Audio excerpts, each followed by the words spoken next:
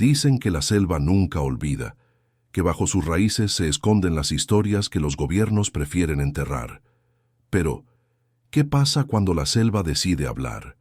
Si alguna vez has perdido a alguien y sentiste que el silencio pesaba más que la verdad, esta historia te va a estremecer.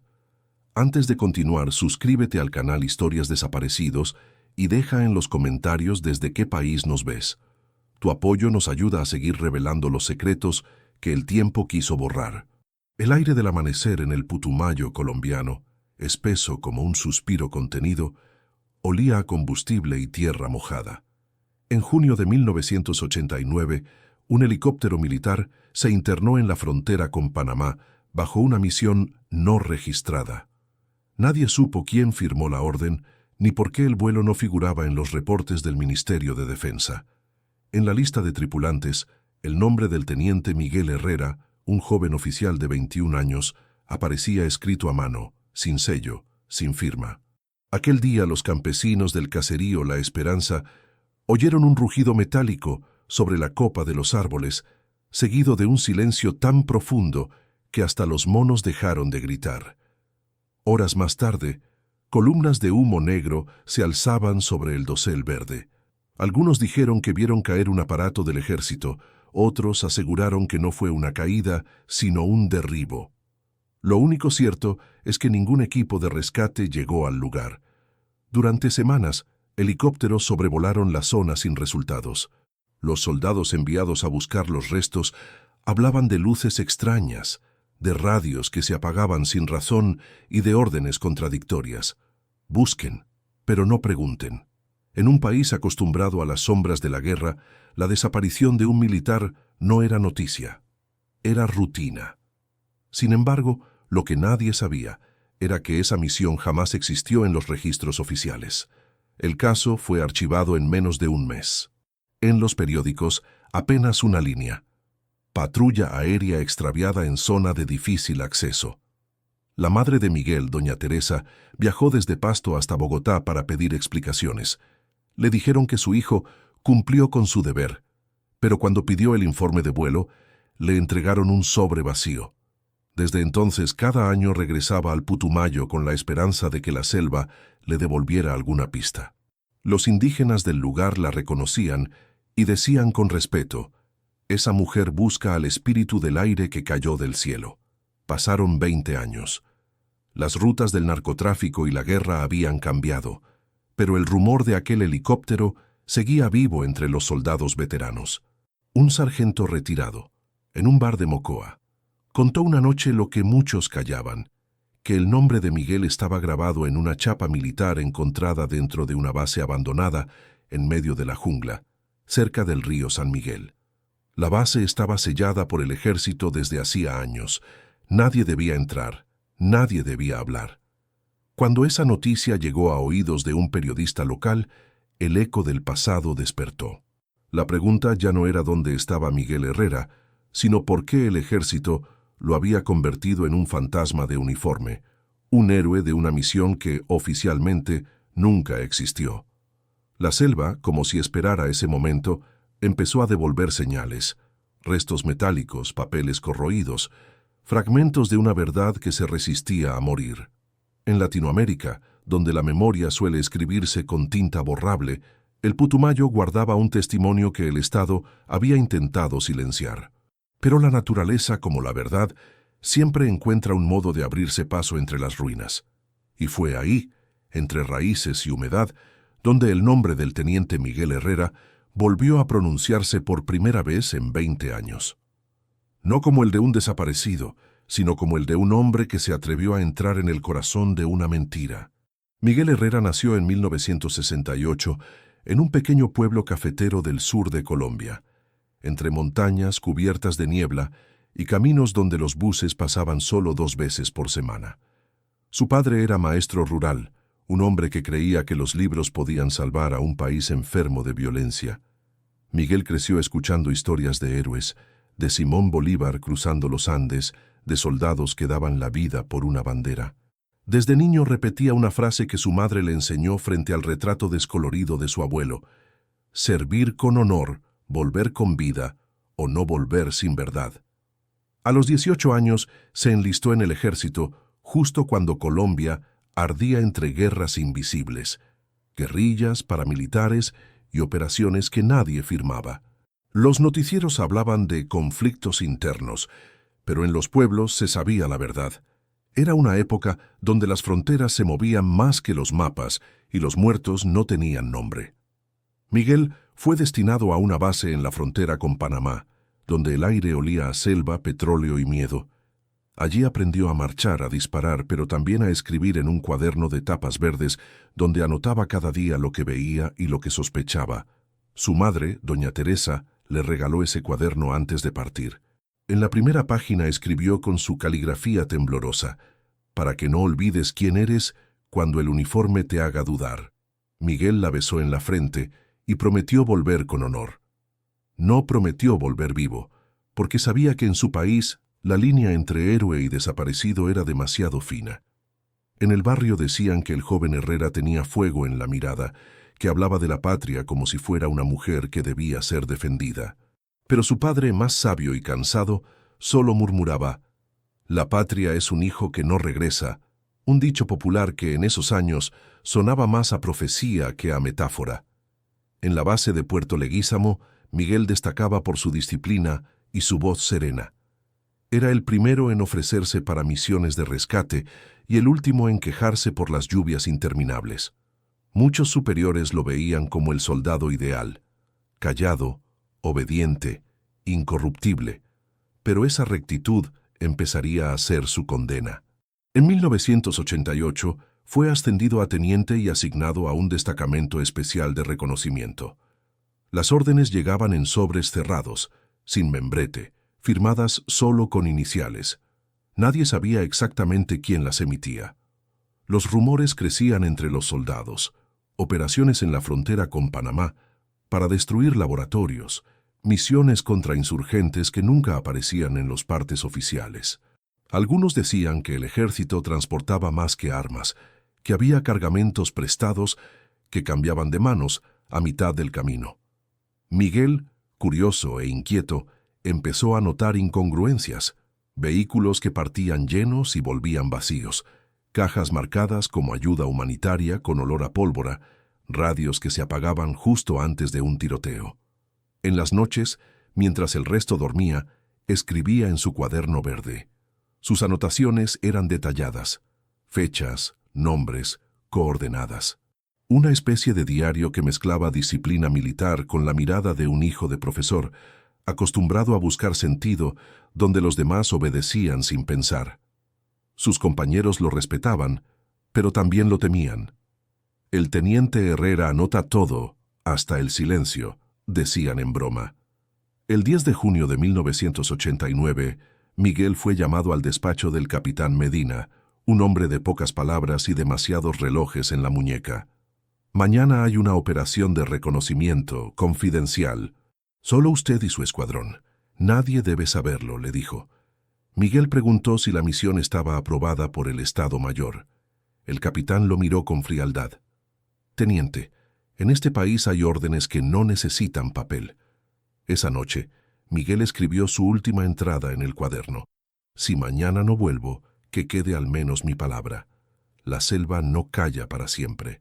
La madrugada del 11 de junio de 1989 amaneció con un silencio raro, de esos que anuncian que algo va a romperse. En el hangar de Puerto Leguízamo, 6 hombres aguardaban en fila, con los fusiles recién aceitados y las mochilas livianas. El helicóptero UH-1H rugía bajo la llovizna, mientras un oficial civil, que nadie conocía, entregaba un sobre lacrado al capitán Medina. Dentro solo una frase: «Reconocimiento Sector Bravo 7, sin comunicaciones, sin informes». No había coordenadas exactas ni firmas. Miguel, acostumbrado a la disciplina escrita, notó la irregularidad. Preguntó si el comando superior estaba informado. Medina respondió con un gesto seco: «Las órdenes vienen de más arriba, y arriba no deja huellas». A las 04:15 despegaron hacia la frontera con Panamá. El último registro radial se cortó 20 minutos después. Bravo 7 en curso, clima estable. Después nada. El radar de control perdió la señal como si la selva se los hubiera tragado. En los días siguientes, el ejército comunicó a las familias que la unidad realizaba un ejercicio prolongado de reconocimiento. Sin embargo, los mecánicos del hangar aseguraban que ningún vuelo había sido programado esa noche. El cuaderno de operaciones tenía la página arrancada. Doña Teresa, al enterarse, tomó un bus hasta la capital del departamento y pidió hablar con el coronel encargado. Le mostraron una copia del supuesto informe. Era una hoja mecanografiada, sin membrete, con errores de ortografía. Fue un accidente durante maniobras, le dijeron. Pero en la radio local, los campesinos del río San Miguel reportaban explosiones y luces sobre la selva. Algunos juraron haber visto un helicóptero arder y caer cerca de la quebrada Yurilla. Los militares cercaron la zona, prohibiendo el paso por seguridad nacional. Los rumores crecieron. Decían que en esa operación no buscaban insurgentes, sino algo más valioso. Un cargamento desaparecido meses antes, parte de un programa de cooperación militar entre Estados Unidos y Colombia. Cajas con piezas de armamento, municiones, radios de largo alcance y, según versiones no oficiales, lingotes marcados con sellos extranjeros. En aquel contexto de la Guerra Fría latinoamericana, el eco de la Operación Cóndor aún resonaba. Operaciones conjuntas, vuelos sin registro, enemigos invisibles.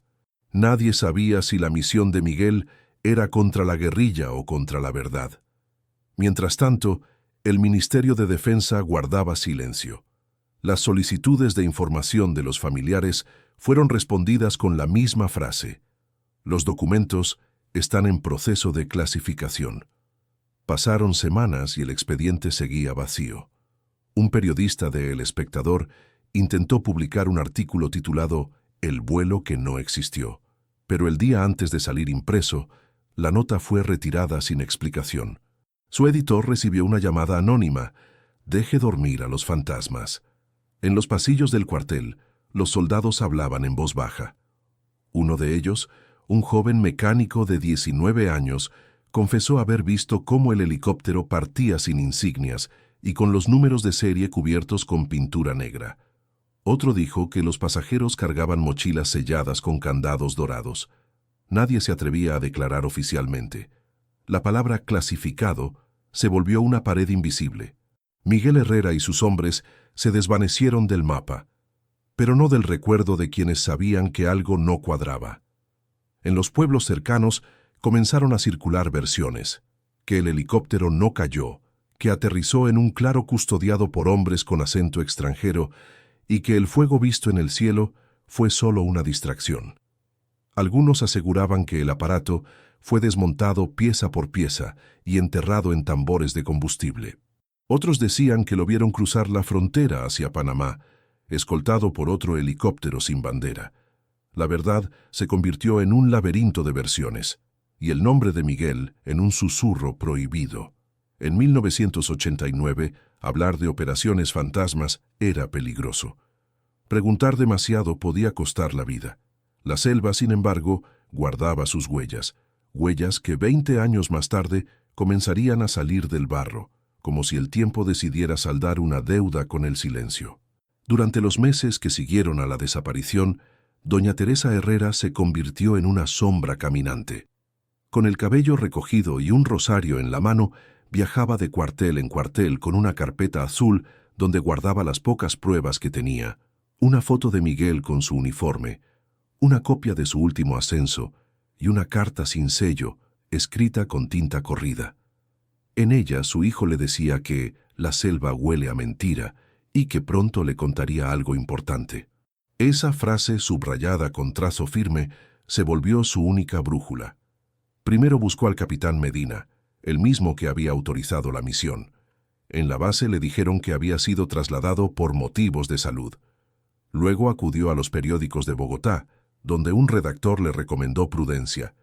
«Señora, hay historias que no conviene remover. El país tiene demasiados fantasmas». Pero Teresa no se rindió. Escribió al obispo de Pasto, a emisoras de radio comunitaria y hasta a un congresista. Nadie respondió. Solo el cura del pueblo, un hombre viejo y miedoso, aceptó escucharla en confesión. «Hija, la verdad en este país también desaparece», murmuró antes de darle la bendición. El tiempo pasó y el silencio se volvió costumbre. En La Esperanza, el caserío donde Miguel había crecido, la comunidad comenzó a reunirse cada viernes frente a la iglesia. Encendían velas y leían su nombre en voz alta, junto al de otros desaparecidos. Los campesinos decían que en las noches sin luna se escuchaba un zumbido lejano, como hélices entre las nubes. Algunos juraban haber visto una luz moverse sobre el río, siempre en el mismo punto donde el helicóptero fue visto por última vez. Así nació la leyenda del soldado que no descansa. En los mercados de Mocoa se contaba que la unidad de Miguel había sido enviada a destruir algo que nunca debió existir. Un rumor hablaba de un laboratorio escondido en la selva, otro de una pista clandestina usada por aviones extranjeros. Nadie tenía pruebas, solo ecos, pero todos coincidían en una frase repetida con miedo. En América Latina, los fantasmas usan uniforme. Era una forma amarga de decir que muchos desaparecidos llevaban la bandera en el pecho y el silencio como tumba. Doña Teresa, cada vez más delgada, regresó al Putumayo con la esperanza de hallar testigos. Caminó kilómetros por senderos de barro, visitó aldeas indígenas y ofreció recompensas. Los Cofán y los Siona, pueblos nativos de la región, le contaron historias de hombres de hierro que habían profanado un sitio sagrado en la selva. Decían que la tierra se había tragado su helicóptero como castigo por violar un territorio prohibido. Uno de los ancianos, con voz pausada, le dijo: «Madre, su hijo está con el espíritu del río. No está perdido, solo espera ser escuchado». En el país, nadie hablaba de la misión Bravo 7. Los registros de vuelo desaparecieron. Los testigos fueron cambiados de base o dados de baja. Las familias de los otros soldados recibieron compensaciones económicas bajo acuerdos de confidencialidad. Pero Teresa no aceptó dinero. «No quiero pesos, quiero respuestas», repetía. Su insistencia comenzó a incomodar a las autoridades. En una ocasión, 2 hombres en traje oscuro la visitaron y le sugirieron dejar descansar el pasado. Ella respondió mirando al crucifijo: «Si mi hijo no descansa, yo tampoco». Los años 90 llegaron con su mezcla de esperanza y miedo. El país hablaba de paz, pero enterraba más muertos que nunca. Teresa envejecía en silencio, pero cada aniversario de la desaparición dejaba flores en la ribera del río. Con el tiempo, la gente comenzó a acompañarla. Era ya una tradición, un acto de resistencia. Los niños del pueblo crecieron escuchando la historia del soldado que partió en un vuelo sin número y del helicóptero que la selva nunca devolvió. Dicen que el eco de sus motores aún se escucha cuando el viento sopla desde Panamá. Nadie sabe si es un recuerdo o una advertencia. Lo cierto es que, bajo el follaje espeso y los siglos de miedo, la selva seguía guardando la verdad, esperando el momento de devolverla a la superficie. Y doña Teresa, con su fe obstinada, se convirtió sin saberlo en la guardiana de ese secreto. 20 años después de la desaparición, el caso del teniente Miguel Herrera ya era un susurro lejano, una historia que las nuevas generaciones confundían con leyenda. Hasta que en 2009 una llamada cambió todo. Un periodista de investigación del diario El Tiempo, llamado Andrés Salazar, recibió la noticia de que un exoficial retirado del ejército, gravemente enfermo, pedía verlo antes de morir. El mensaje fue preciso: es sobre el vuelo que no existió. Salazar viajó hasta un hospital militar en Cali, donde lo esperaba un hombre de unos 70 años, delgado, con la piel marcada por la culpa. Se llamaba Coronel R. Eduardo Navas, y durante los 80 había trabajado en logística aérea. Apenas vio al periodista, le entregó un sobre sellado con cera roja y dijo: «Guárdelo bien. Si yo hablo, me borran. Si usted publica, al menos alguien sabrá lo que hicimos». Horas después el coronel murió. Dentro del sobre había 3 objetos: una fotografía en blanco y negro de 6 soldados frente a un helicóptero sin insignias, una lista mecanografiada de 9 nombres y un pequeño papel doblado con coordenadas exactas del río San Miguel, en la frontera con Panamá. En la esquina inferior, escrito a mano, se leía: Operación Bravo 7, cargamento asegurado, clasificación nivel Omega. Salazar empezó a tirar del hilo. Consultó archivos militares, pero el nombre de la operación no existía. Buscó a los hombres de la lista. 3 habían muerto, 4 vivían en el extranjero, y 2, incluyendo al capitán Medina, figuraban como desaparecidos desde 1991. Cuando el periodista mencionó a Miguel Herrera, un viejo piloto le respondió en voz baja: «Ese muchacho se metió donde no debía». Lo enviaron a inspeccionar un cargamento dentro de un programa humanitario que traía medicinas y armas. La revelación era explosiva. Durante los años 80, Colombia recibía ayuda internacional bajo proyectos de salud y reconstrucción. Sin embargo, muchos de esos vuelos eran aprovechados para mover armamento hacia grupos paramilitares y fuerzas irregulares en Centroamérica, un eco directo de las operaciones encubiertas de la guerra sucia latinoamericana. Miguel, sin saberlo, habría sido asignado para verificar uno de esos cargamentos disfrazados. Lo que descubrió selló su destino. Salazar comparó las coordenadas con mapas satelitales y encontró algo inquietante: una estructura metálica cubierta por vegetación, en el mismo punto donde los campesinos habían reportado las luces en 1989. Pidió apoyo al ejército para investigar, pero la solicitud fue rechazada por razones de soberanía. A la semana siguiente, su computadora fue hackeada y recibió llamadas anónimas: «No siga con eso, algunos muertos prefieren seguir siéndolo». Sin embargo, la historia ya estaba en marcha. Salazar contactó a doña Teresa, que vivía en Pasto en una casa modesta, con las paredes llenas de recortes amarillentos. Al ver la foto del sobre, se le humedecieron los ojos. «Ese es mi hijo. Tenía esa sonrisa cuando creía que servir al país era una bendición». Luego señaló con el dedo tembloroso: «Y ese helicóptero, yo lo vi en mis sueños, una y otra vez». El periodista prometió reabrir el caso y llevó las pruebas a la Comisión Nacional de Derechos Humanos. Allí, una abogada le confesó que el nombre de Bravo 7 aparecía en un documento reservado como Operación de Cooperación Internacional con Participación Extranjera.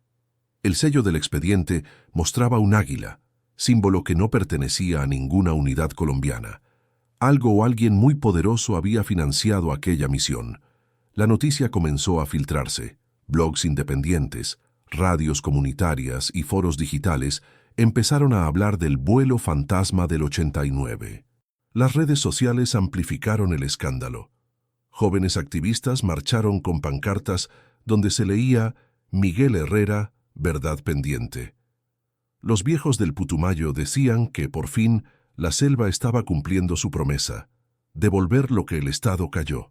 Mientras tanto, en los despachos de Bogotá, algunos altos mandos comenzaron a inquietarse. Una operación enterrada durante 2 décadas amenazaba con salir a la luz. Y en el centro de esa historia estaba el rostro de un soldado que había querido servir con honor y terminó enterrado bajo la mentira. La carta sellada no solo reabrió un caso, reanimó una herida nacional. En un continente acostumbrado a la amnesia, aquel sobre se convirtió en un grito de memoria. Porque, como escribiría el periodista en su primer reportaje sobre el caso, en Latinoamérica las balas matan cuerpos, pero el silencio mata verdades. El 15 de septiembre de 2009, exactamente 20 años después de la desaparición, una expedición militar y forense partió hacia el río San Miguel, acompañada por un pequeño grupo de periodistas, entre ellos Andrés Salazar. Llegaron en helicópteros que parecían los mismos de aquella época, envejecidos, y con el mismo rugido que tantas veces había despertado miedo en la selva. Desde el aire, el verde parecía infinito, pero a medida que descendían, notaron una mancha de óxido y metal retorcido entre la maleza. Era el punto exacto marcado en las coordenadas del sobre. El lugar parecía un sueño detenido en el tiempo, una base semienterrada, cubierta de lianas y musgo, como si la selva hubiera decidido tragarla para protegerla de los hombres. Los árboles habían crecido alrededor de la estructura, abrazando los restos con raíces gruesas, retorcidas como serpientes dormidas. El aire olía a humedad y gasolina vieja. «Aquí fue», dijo uno de los soldados, rompiendo el silencio con voz casi temerosa. Nadie se atrevía a pisar demasiado fuerte, como si aquel suelo guardara rencor. En las primeras horas, hallaron casquillos oxidados, restos de uniformes, fragmentos de una hélice y una insignia con el escudo nacional casi borrado por el óxido. Pero el hallazgo más estremecedor ocurrió al atardecer, cuando un soldado del equipo forense golpeó el suelo con una varilla metálica y escuchó un sonido hueco. Excavaron con cuidado hasta descubrir una cavidad sellada con concreto y barro endurecido, de aproximadamente 1 metro de profundidad. Al romper la capa superficial, emergió un olor denso, mezcla de tierra y tiempo. Dentro, envueltos en tela militar, aparecieron restos óseos humanos, junto a un colgante metálico con las letras MH grabadas de forma artesanal.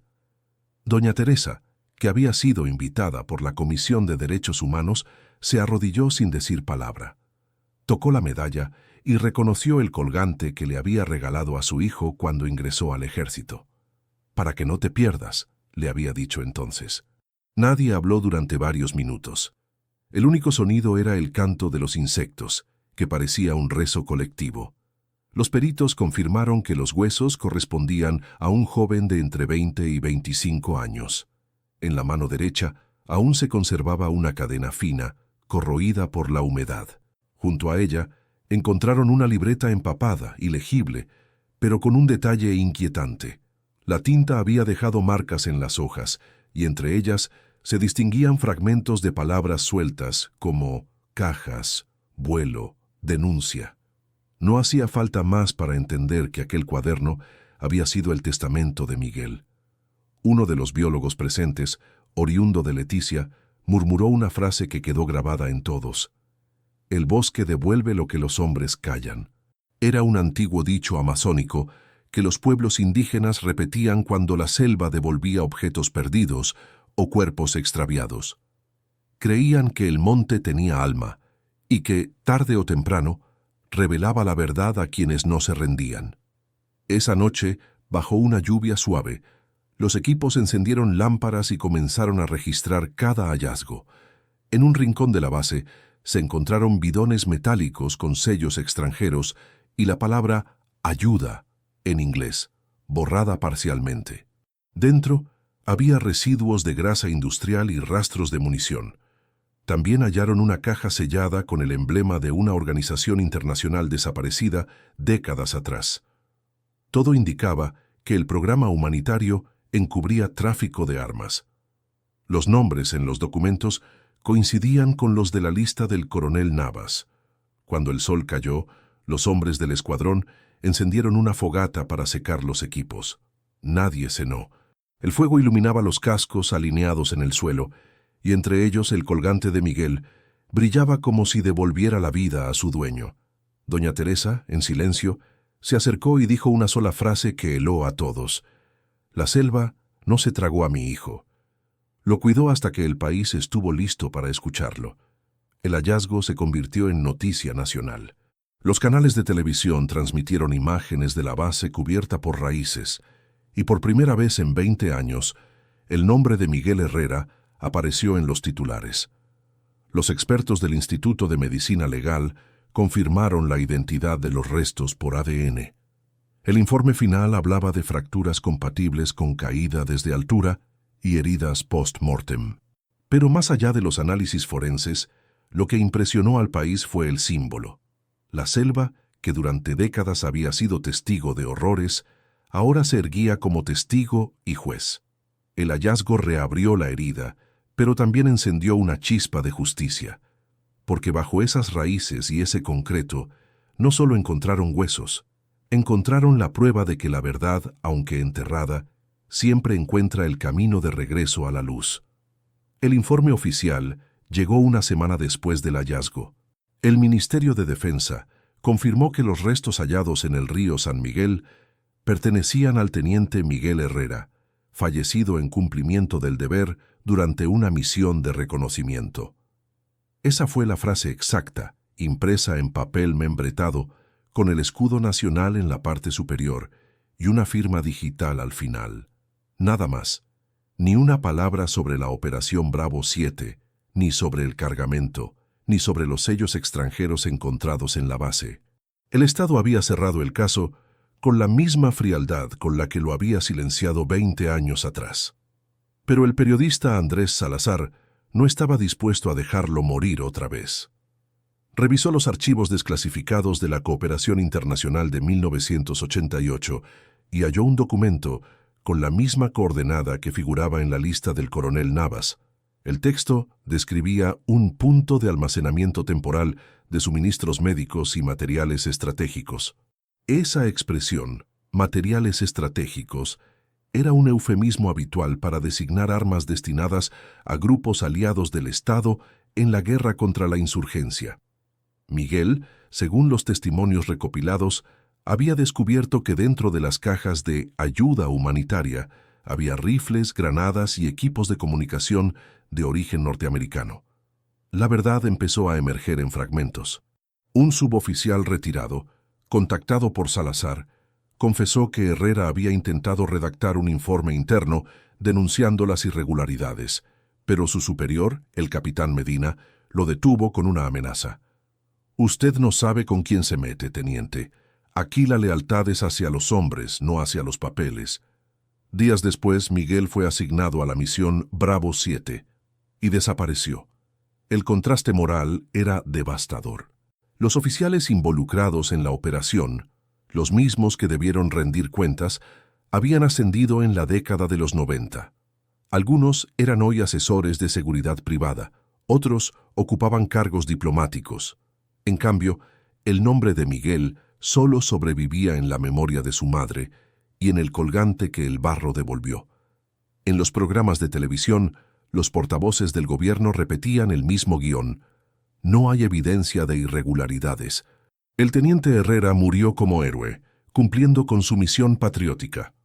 Pero las pruebas decían lo contrario. Los informes de balística confirmaban que los casquillos encontrados en la base no correspondían al armamento asignado al destacamento de Herrera, sino a fusiles de uso exclusivo de una unidad paramilitar activa en 1989. La misma unidad había sido mencionada en investigaciones por tráfico de armas con respaldo de altos mandos. Salazar publicó sus hallazgos en un reportaje titulado «El héroe que quiso decir la verdad», donde por primera vez se exponía la hipótesis del encubrimiento. El artículo fue leído en todo el país y causó un terremoto político. El ministerio reaccionó con un comunicado urgente. No existe evidencia de que el teniente Herrera participara en operaciones no autorizadas. Toda información adicional es especulativa. Sin embargo, el propio documento oficial se contradecía. Al final, una nota marginal mencionaba una transferencia de fondos a Operaciones Externas Bravo Serie, sellada con una firma ilegible. Era la primera prueba directa de que la misión existió, pero se había borrado de los registros. En las calles, la gente comenzó a pintar murales con el rostro de Miguel. En Pasto, su pueblo natal, los jóvenes lo convirtieron en símbolo de integridad. En una pared del colegio donde estudió alguien escribió: «Denunció cuando todos callaban». Su historia tocó fibras profundas en un país acostumbrado a héroes inventados. Miguel no murió en combate, murió por decir la verdad. Y la verdad, en Colombia, suele costar más que la vida. Doña Teresa fue invitada a un programa de televisión. Frente a las cámaras, mostró la cadena de su hijo y dijo con voz serena: «Mi Miguel no cayó en combate, cayó en conciencia. Si su muerte sirve para que otro joven no tenga miedo, entonces sí murió por la patria». Las redes sociales inundaron de mensajes con su frase. Los comentaristas de radio discutían el caso y los antiguos oficiales guardaban silencio. La versión oficial se resquebrajaba. La imagen del héroe obediente, moldeada por el gobierno, se enfrentaba a la del joven idealista que eligió la verdad sobre la obediencia. Uno ganó ascensos, contratos y medallas. El otro ganó un lugar en la historia. Y mientras el Estado seguía insistiendo en el cumplimiento del deber, el país empezaba a entender que el verdadero deber de un soldado no es callar, sino defender la verdad, aunque lo sepulte la selva. En enero de 2010, cuando el país aún debatía la versión oficial sobre la muerte de Miguel Herrera, un inesperado testimonio cambió el rumbo de la historia. Un general retirado, Álvaro Suárez Alarcón, excomandante de la División Sur, pidió una entrevista en televisión. Su rostro, envejecido y cansado, apareció frente a las cámaras en un programa nocturno que nadie imaginó trascendental. Su primera frase fue un disparo directo al corazón del Estado. Yo sé lo que ocurrió con el teniente Herrera, y sé por qué lo mataron. El estudio quedó en silencio. El general, con la voz entrecortada, contó que Miguel y su escuadrón habían sido enviados a inspeccionar un sitio supuestamente humanitario, pero que en realidad ocultaba contenedores con armamento estadounidense dentro de territorio prohibido, controlado por grupos paramilitares financiados por intereses extranjeros. La misión no era de rescate ni de reconocimiento. Era una operación de eliminación de pruebas, destinada a destruir todo rastro del tráfico ilegal de armas que vinculaba a oficiales y políticos. Suárez explicó que, tras descubrir las cajas marcadas con sellos de Washington y etiquetas diplomáticas, los soldados se negaron a detonarlas sin autorización. Miguel tomó fotografías y escribió en su libreta: «Esto no es ayuda, es contrabando con uniforme». Horas después, fueron emboscados por hombres con el mismo uniforme que ellos. «No eran enemigos, eran aliados», dijo el general. «Los mataron para cerrar el círculo». El testimonio estremeció al país. En las redes, en los cafés, en los cuarteles, todos hablaban del héroe traicionado. Pero lo más impactante fue lo que Suárez reveló al final. Una patrulla posterior había encontrado, junto al cuerpo de Miguel, una libreta empapada con un mensaje en las últimas páginas. Con voz baja, casi paternal, leyó las líneas ante las cámaras. «Si alguien encuentra esto, que sepa que la verdad no muere conmigo. Nos ordenaron callar, pero el silencio no tiene honor. No disparen contra su país, disparen contra la mentira». Aquel fragmento se volvió un símbolo. En cuestión de horas, las palabras del teniente se difundieron por toda Latinoamérica. En universidades y plazas comenzaron a citarlo como un mártir de la verdad. En Pasto, su madre recibió la noticia entre lágrimas y orgullo. «Él lo escribió para todos», dijo, «no para vengarse, sino para despertar». El gobierno intentó desacreditar al general Suárez, calificando su confesión de delirio senil, pero otros exmilitares confirmaron que existía un protocolo para ocultar armamento de procedencia extranjera bajo cobertura humanitaria. Uno de ellos, un piloto retirado, declaró anónimamente: «La selva era el cementerio de los secretos que venían del norte». Miguel solo fue el primero en mirar dentro de la caja. El país se dividió. Para algunos Suárez era un traidor, para otros un redentor. Pero más allá de la polémica, su confesión desnudó la maquinaria de encubrimiento que había sostenido el mito del accidente. La historia de Miguel ya no pertenecía solo a una familia, pertenecía a un continente entero que conocía de sobra el precio del silencio. Los poetas y periodistas rescataron una frase que resumía el drama moral del caso: «El honor no se pierde, lo asesinan». Era la síntesis de lo que representaba Miguel Herrera, un hombre que creyó en la justicia y terminó víctima de su propia lealtad. Mientras el general Suárez enfrentaba amenazas y aislamiento, las palabras de Miguel seguían resonando en los muros, en las marchas, en las voces de jóvenes soldados que, por primera vez, se preguntaban a quién obedecían realmente. Y en medio de ese despertar colectivo, la selva volvió a hablar, no con fusiles ni explosiones, sino con la memoria de un hombre que se negó a morir callado. En 2014, 5 años después del hallazgo y 4 desde la confesión del general Suárez, el eco del caso Herrera aún resonaba en la conciencia colectiva del país. La Comisión de la Verdad, creada tras los acuerdos de paz, incluyó finalmente el expediente Bravo 7 dentro de la categoría de operaciones encubiertas con violaciones graves a los derechos humanos. En la sala de audiencias, frente a cámaras y observadores internacionales, se leyó la resolución que cambiaría el destino de un nombre borrado durante 2 décadas. El teniente Miguel Herrera es reconocido oficialmente como víctima de una operación encubierta ilegal. Su muerte no fue accidente ni acto de combate, sino consecuencia directa de un intento por denunciar corrupción militar. Doña Teresa, ya de cabello blanco y pasos lentos, escuchó esas palabras en silencio. Llevaba el mismo vestido azul que había usado en la ceremonia de su hijo cuando juró lealtad a la bandera. Cuando el juez le entregó una nueva bandera nacional, doblada con precisión militar, ella la sostuvo contra el pecho y susurró: «Ahora sí lo devuelven con honor». En la sala, muchos lloraron sin vergüenza.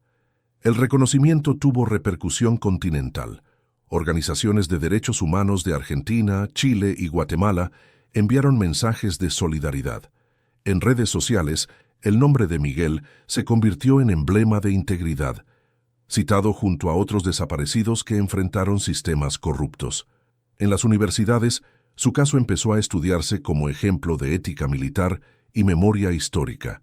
El pueblo de La Esperanza, donde Miguel había nacido, decidió construir un pequeño monumento junto al río. No era una estatua grandiosa, sino una piedra tallada con la frase: «Aquí la selva habló». A su alrededor, los vecinos plantaron árboles de guayacán y ceibas jóvenes. Cada año, al llegar junio, los estudiantes del colegio local, rebautizado Institución Educativa Teniente Miguel Herrera, marchaban con flores amarillas hasta el monumento. Los niños, sin comprender del todo la magnitud de la historia, repetían las palabras de su maestra: «Honrar la memoria es evitar que vuelva a pasar». La comisión también recomendó reparaciones simbólicas. En Bogotá se inauguró una exposición con objetos hallados en la base: la insignia corroída, fragmentos del cuaderno, una réplica del colgante y una fotografía de Teresa frente al río. Los visitantes dejaban notas escritas a mano: «Gracias por no callar». Las familias de otros desaparecidos encontraron en ella un espejo, una confirmación de que la justicia puede llegar tarde, pero llega. El informe final describía la historia de Miguel como una lección de patriotismo sin armas y advertía que el país debía revisar sus propias cicatrices. El documento cerraba con una reflexión que muchos consideraron una forma de absolución colectiva. La memoria no es venganza, es justicia diferida. El silencio protege al culpable, pero recordar protege a los vivos. En el ocaso de aquel día solemne, doña Teresa colocó la bandera sobre el monumento y miró hacia la selva. El viento soplaba entre los árboles con un sonido parecido al de un motor lejano. Sonrió sin miedo y dijo: «Escúchalo, Miguel. Es la patria que al fin aprendió tu nombre». La cámara del documental que registraba la ceremonia captó su rostro iluminado por la tarde. Esa imagen, emitida en televisión nacional, se volvió símbolo de reconciliación. Una madre que no exigía castigo, sino verdad. Un hijo que no buscaba gloria, sino justicia.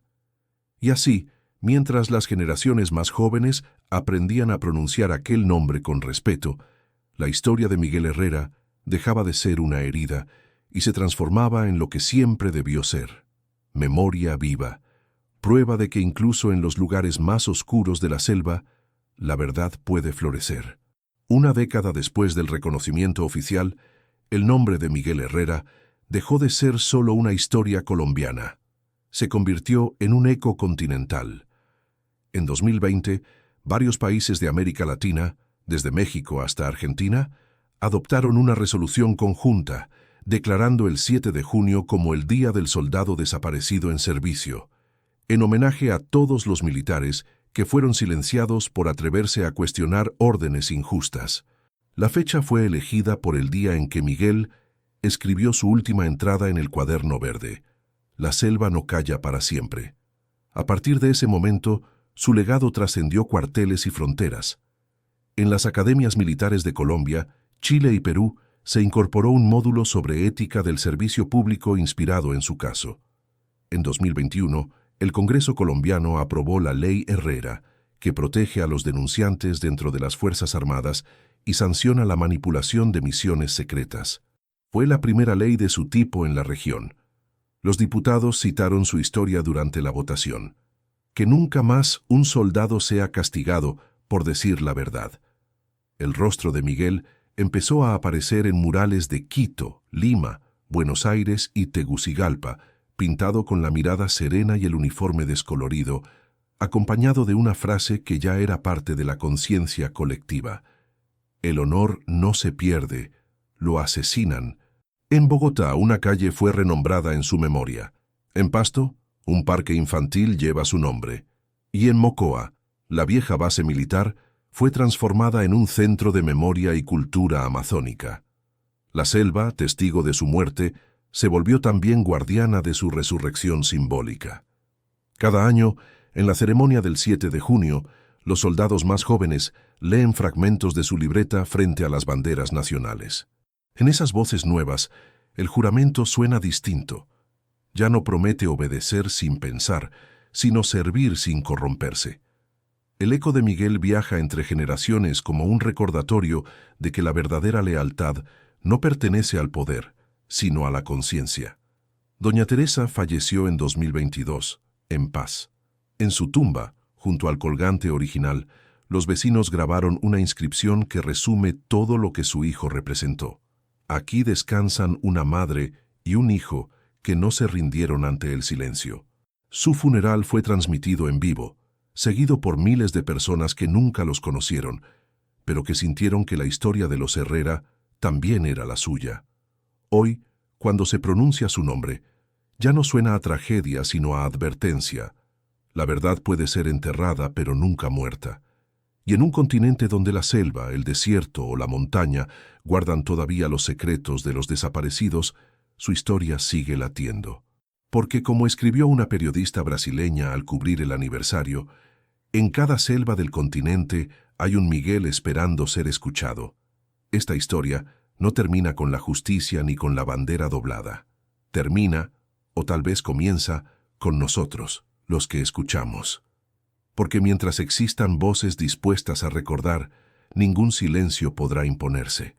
Ahora te invito a dejar en los comentarios las historias de desaparecidos o héroes olvidados de tu país.